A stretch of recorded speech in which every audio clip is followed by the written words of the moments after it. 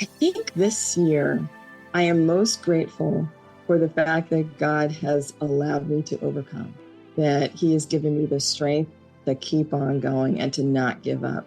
Karla Braithwaite, a wife, a daughter, and television industry professional who suffers from epilepsy. We speak with Karla and find out about her daily fundraising walk to help increase epilepsy awareness. I'm Val the Voice Johnson, and this is Interludes.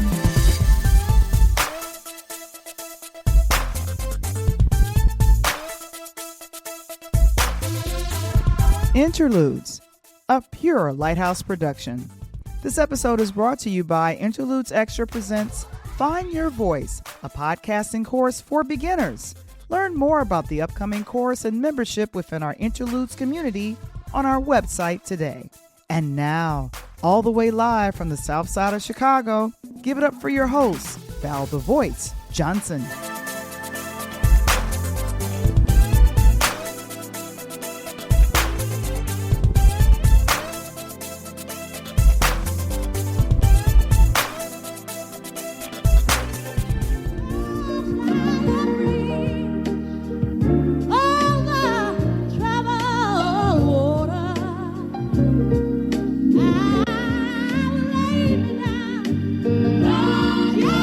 November is Epilepsy Awareness Month.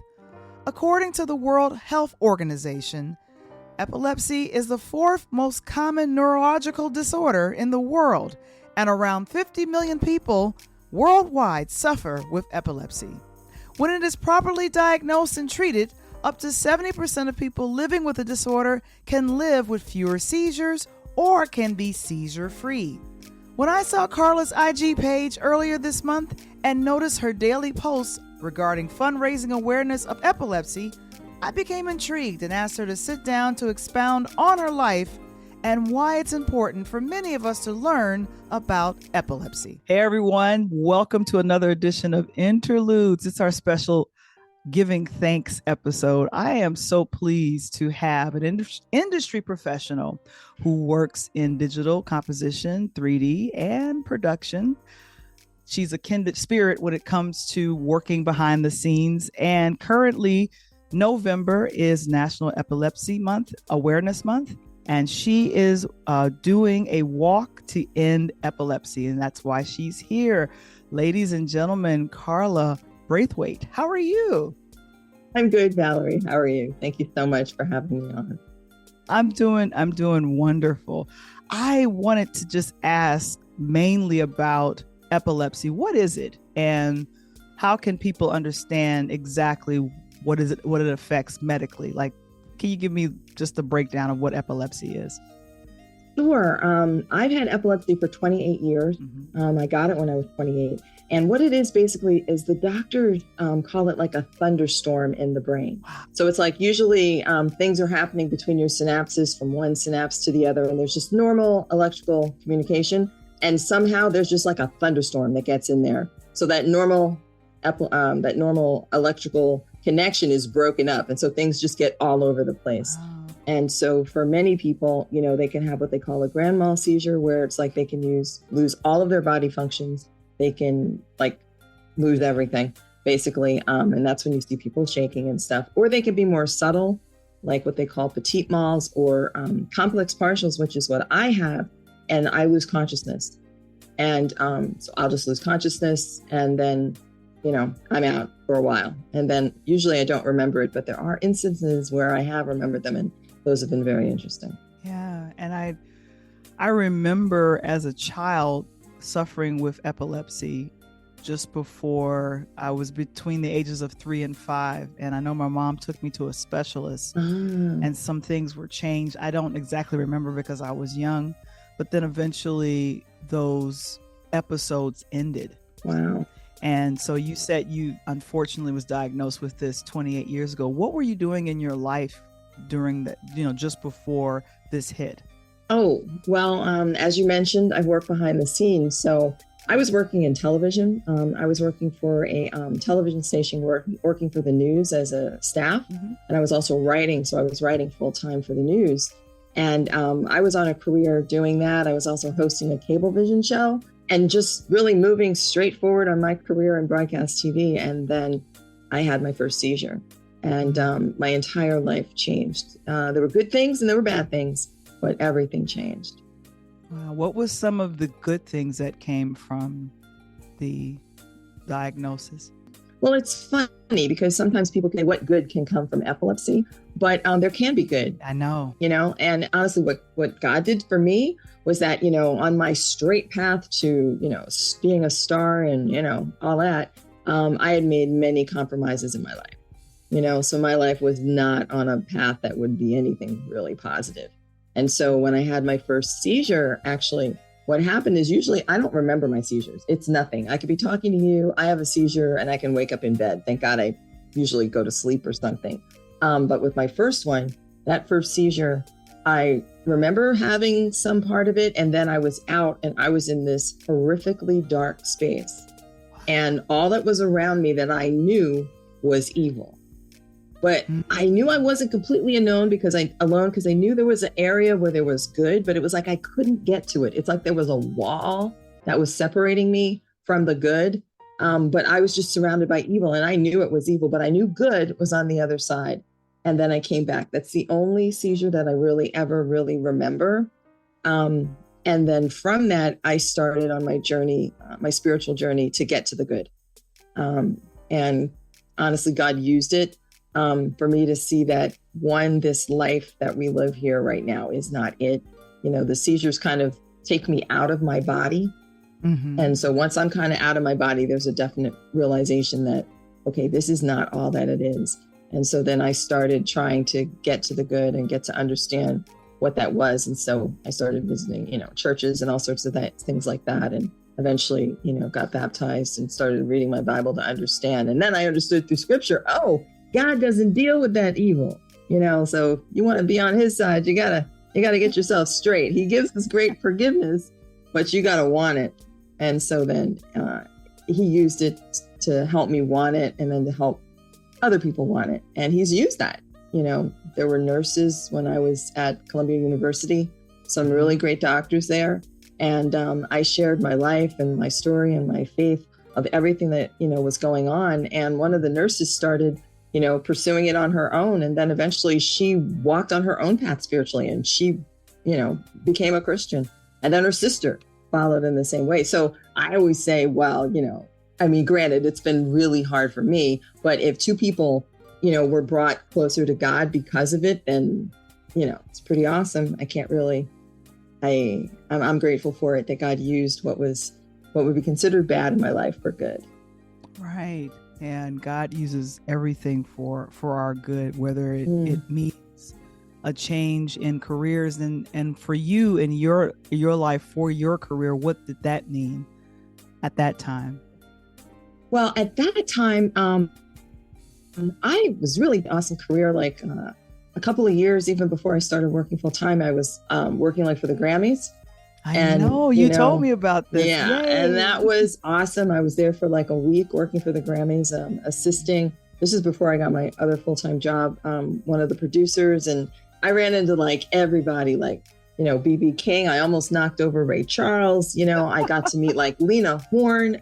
Stevie Wonder, Michael Jackson was zipping by me, Whitney Houston. It was just awesome. So it was really, really great. And I had a really awesome time. I then worked for something at that time they called the Grammy Hall of Fame, and nice. Cab Calloway was there. So God. These were people all your life. You're oh my gosh, they are amazing.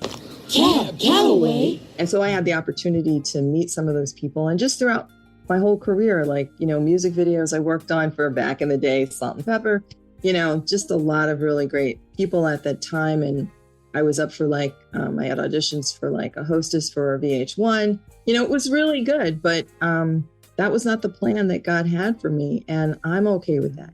He showed me that there were other things that I have talents that I didn't know that I had, honestly. And he's been showing me there are other things I can do. And it's not always the physical talent. It might be people have a talent for making people feel happy or encouraged, or, that person who always feels like a mom.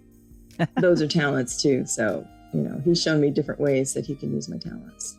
Right. And And then I'm assuming then after you were diagnosed, and I think you probably pivoted to a different part of industry in your career, you got married, children?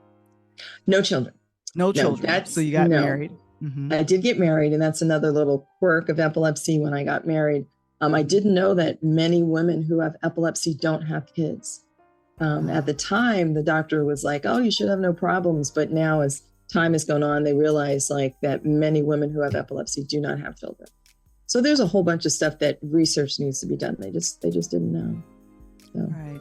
One of the number one reasons why I decided to have Karla on, I love Instagram. So I was checking her out one day and saw her walking. Now she's transitioned from the East Coast to near where I am here in the Midwest, and walking in the cold Illinois chill. I saw that she has been walking for the Epilepsy Awareness. November is National Epilepsy Awareness Month. And what inspired this? Because you're recording yourself every day walking and talking to the camera, which has been fun seeing this on your Instagram. What inspired this awareness walk? Well, out of something bad can come something good. I had a seizure that just knocked me out. And from a seizure, there's usually recovery. So sometimes the recovery can be a day, 2 days, a week, 2 weeks. And this was like a week and a half where I was just like a week in bed and just really just sick. And so when I'm in bed and just, not able to really function, because it can affect my speech area, because that's where the problem is for me. I started looking online on like, Lord, is there any kind of anything to, heal us, cure us? And that's when I found that there was the Walk to End Epilepsy for Epilepsy Awareness. I didn't even know November was Epilepsy Awareness Month. And so I was like, okay, so I went out and got me some t-shirts. I'm like, all right, I am going, I am walking, the Lord willing, I'm going to do this. And so I've been walking every day. Out here in the Midwest, it can be cold. And, but just like, our lives, they can be cold. So I've just been trying to do it every day. And just personally for me, it was just like, okay, just don't give up. Like every day, you just got to keep on going. It hurts some days, but it's just what you got to do. So it's been like a personal battle for myself to see, can I do it? Because I have a seizure every month.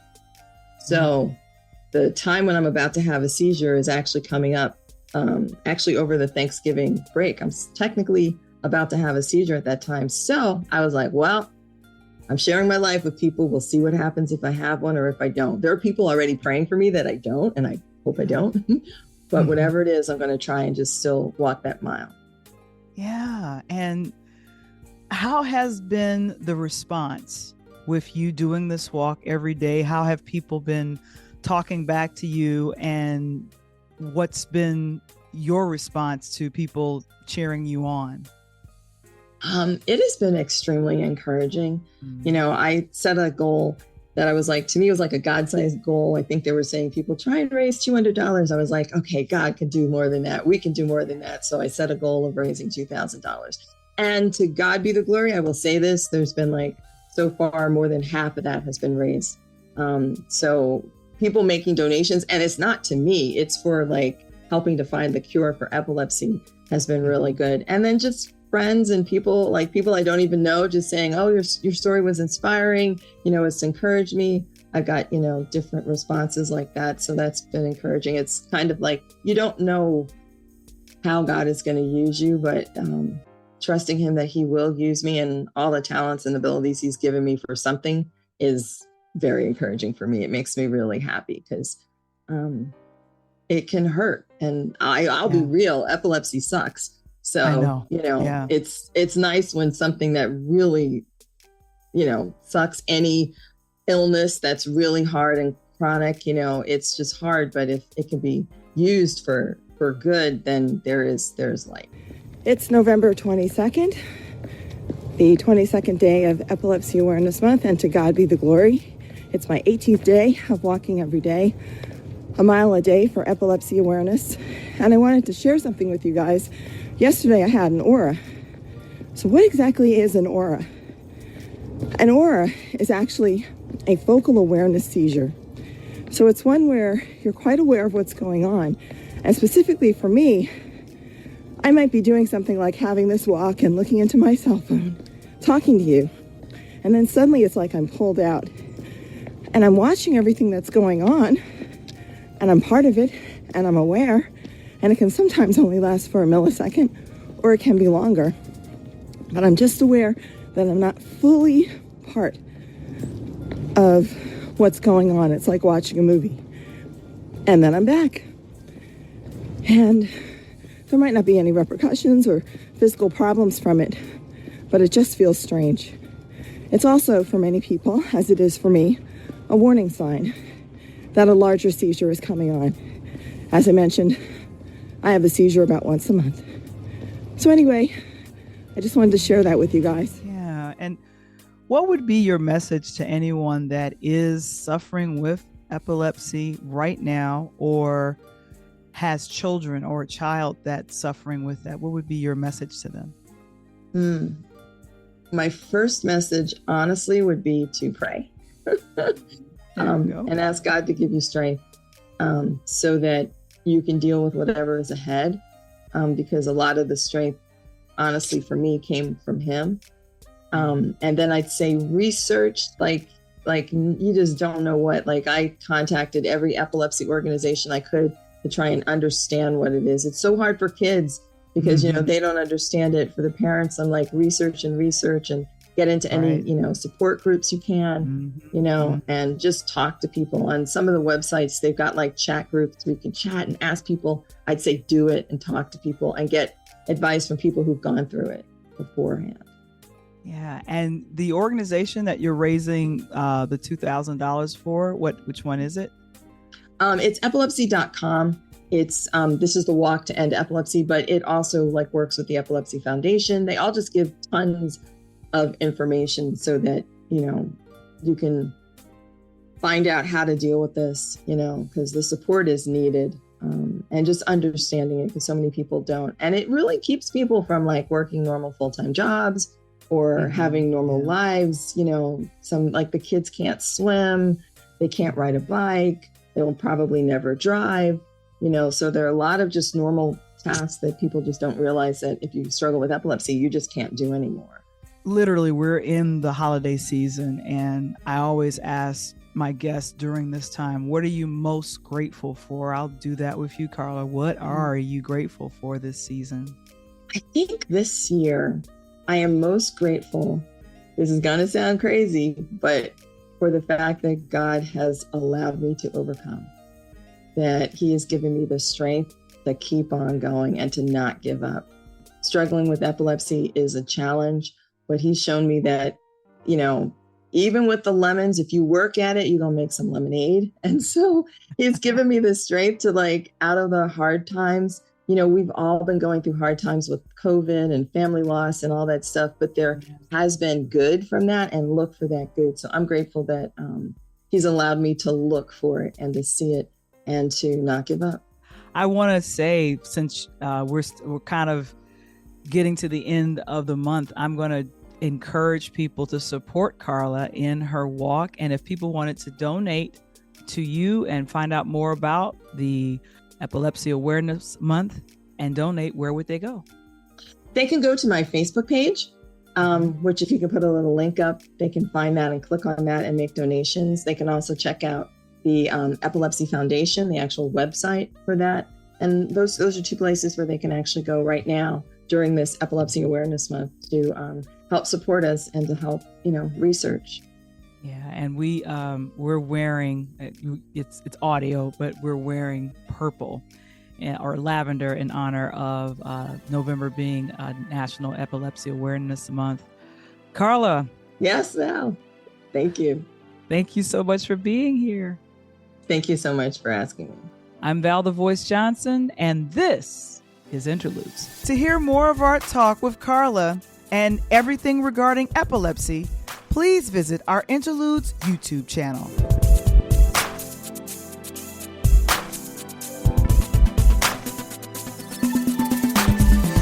Have you seen it? It's the weekly chat with EP Michael Womble, Coach Tony Thompson, and host Val the Voice Johnson. Interludes Extra presents Talk on Tuesdays. Join us and other special guests as we break down the latest topics surrounding music, movies, and sports every Tuesday at 8 p.m. Central, 9 p.m. Eastern, live in our chat on our Interludes YouTube channel, Facebook group, and now on Pod TV on Roku.